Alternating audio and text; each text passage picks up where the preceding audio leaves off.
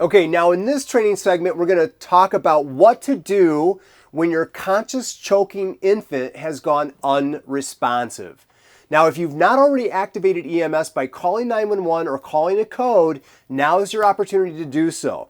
If you don't have a cell phone available or you don't have a runner to go call 911 or there's not a code button, you're going to have to do it yourself. I like to bring the baby with me so that I have them available either to do CPR en route or I have them so that once I've activated EMS, they're right there with me and I can begin my compressions again. However, after we've told somebody, you in the plaid shirt, go call 911, come back, I might need your help, and bring an AED if you can find one, now we're going to actually go right into chest compressions. The reason we're doing that is because we were already with the baby when conscious choking.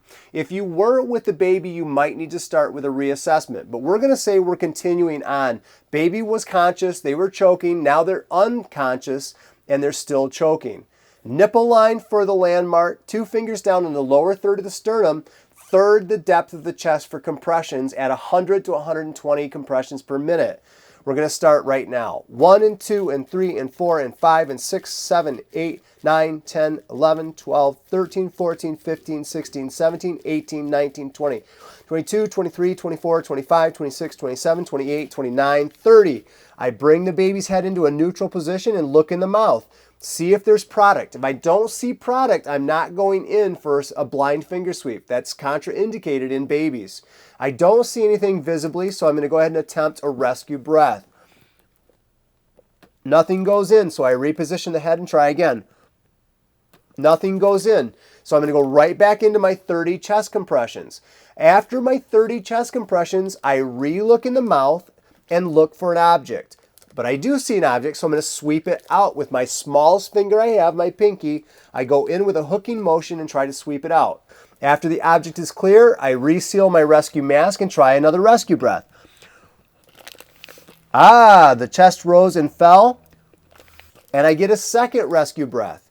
Now, as a healthcare provider, I check a brachial pulse for no more than 10 seconds.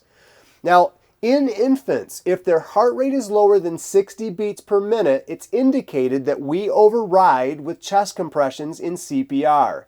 But if we're not supposed to check for a pulse for more than 10 seconds, how do we know that it's only 60 beats per minute? You can multiply it times 6 when you check it for 10 seconds.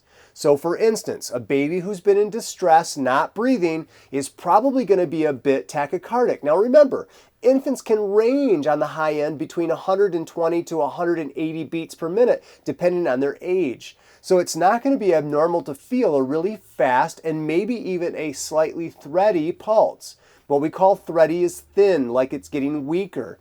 And I check for 10 seconds and it's 30 beats in that 10 seconds. I'm watching my watch. I check it for 10 seconds and it came up to 30.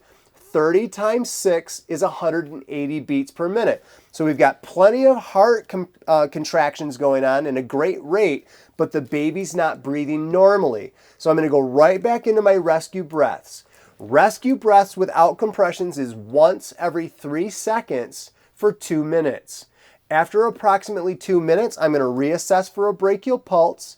And if the pulse is gone and the baby's not breathing, I go right into full CPR. 30 compressions, 2 rescue breaths, and I'm going to do that until help arrives, until an AED arrives, or until the baby revives.